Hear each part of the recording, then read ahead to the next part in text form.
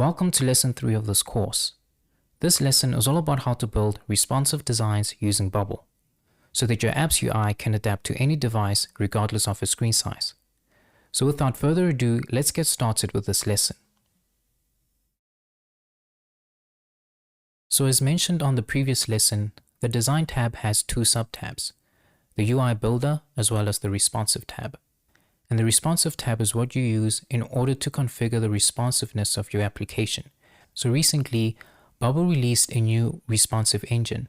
And in order to use the new responsive engine, we currently need to upgrade each page. And we can do that by clicking on this upgrade button. So with the new responsive engine, each container basically has a container layout. And by a container layout, I'm referring to this drop-down right here. So do take note that currently we're looking at the container layout for the actual page, because each page in Bubble is considered its own container. And again, the rest of the containers that you can see here also have their own container layouts that you can choose from. And we basically have 4 different types of container layouts. We have fixed, align to parent, row, and column. So with the fixed container layout, that basically means that any child element added to this container will be absolutely positioned where it has been placed. So currently we have placed shape A on this page. And when we look within the responsive tab, you can realize that we cannot resize the screen since the page is currently fixed. And that means that any element placed within a fixed container will not readjust, but will be absolutely placed where it has been positioned. Another container layout option we have is the align to parent option. This basically means that each child element can be placed on any of the 9 options that we have currently available. So currently shape A is placed at this position, but we can move it and place it on this position, or any other positions that we'd like to place it on. You'll also realize that depending on the type of container layout you choose, each child element will have its own layout controls where you can choose where you'd like to position it. So another container layout that we can choose is the row. So with the row container layout, this basically means that each element will be placed horizontally. And when we duplicate shape A, you'll see that shape B is automatically placed next to shape A horizontally. And we can change the appearance of this shape just to identify it more easily.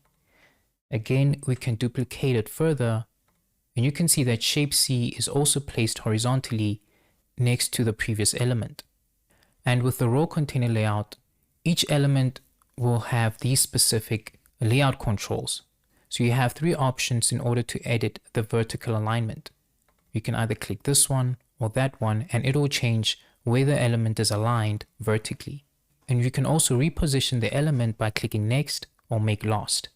The same will go with each and every element placed with this container layout. The next container layout that we can choose is the column. In this layout, each element will be stacked vertically.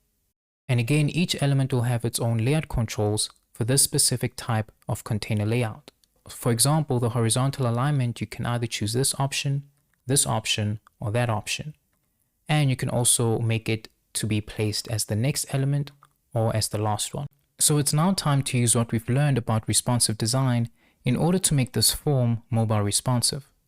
So as we have seen in the previous lesson, this form is currently not responsive because it does not adjust itself when the window is minimized. So we'll now use the different types of container layouts which we just learned in order to make this form responsive.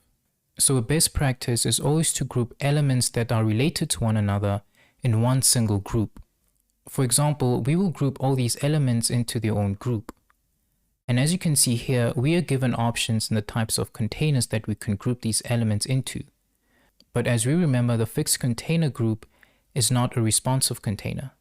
So we can either select row, column, or align to parent. But since these elements are mainly stacked vertically, we will choose to group them in a column container. And currently, this is how the elements have been arranged. And then in order to make the submit button to appear on the bottom, we can simply click it and then choose make last. And just like that, it'll be made last within the stack. But although we have made this change, you'll realize that the form is still not responsive. And that's because the main page, which is also a container, has the container layout of fixed. So in order to make it responsive, we can either select align to parent row or column. So we'll make an example of align to parent. And as you can see, the form has jumped to the top of the page. And that's because it's currently fixed to this position. So in order to change that, we can simply click on the main container group and then select the middle position. And we can click to preview the changes. As you can see here, the form is still positioned at the top of the page, even though we have placed it in the middle position. And that's because of the notice that we're given here, which reads that the page is higher than your real design as the debugger is visible and displays a white area. It will be back to normal when the debugger is off. And one way to turn off the debugger is basically to remove this parameter here.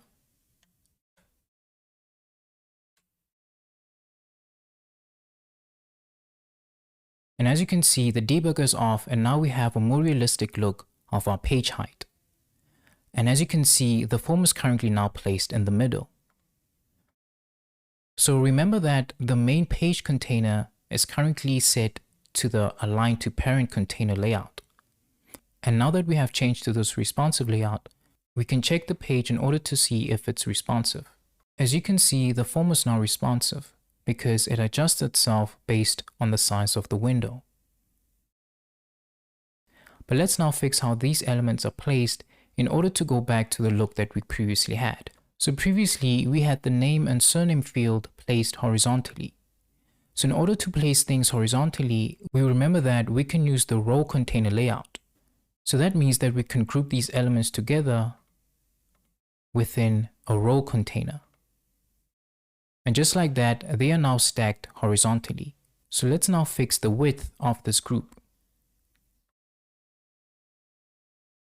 But firstly, we can adjust the horizontal alignment to be directly in the middle. Then we can adjust the minimum width to be 100% of the parent group. This way we can ensure that it will fill the whole width of the parent group. But as you can see in the screen, the name and surname fields are currently stacked very close together. In order to change this, we can set the container alignment to space between. And this way there will be space between these two elements. Next, you can see that the height of this group is currently 80 pixels, which is a bit too high than what we would like. So in order to decrease it, you can simply go to the minimum height and we can change it to perhaps 50 pixels. Next, we can space out the rest of these elements by adjusting the top margin. So let's currently set the top margins to 10 for all these elements.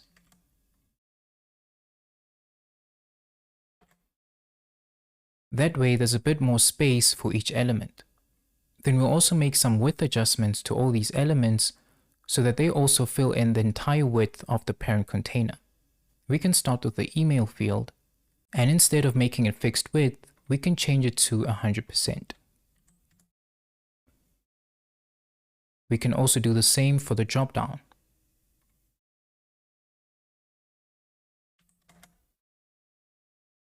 As well as the next element. And lastly, we can do the same for the button.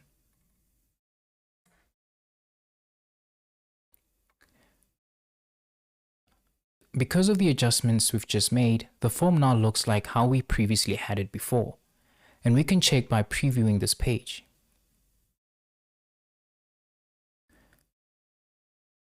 As you can see, the form now looks much better when we preview it. Also, it is now responsive even though the window is minimized. So this was a simple demonstration of how to create responsive designs using the different types of container layouts. But oftentimes, making elements responsive is a process that involves trial and error, especially in the beginning stages of learning Bubble.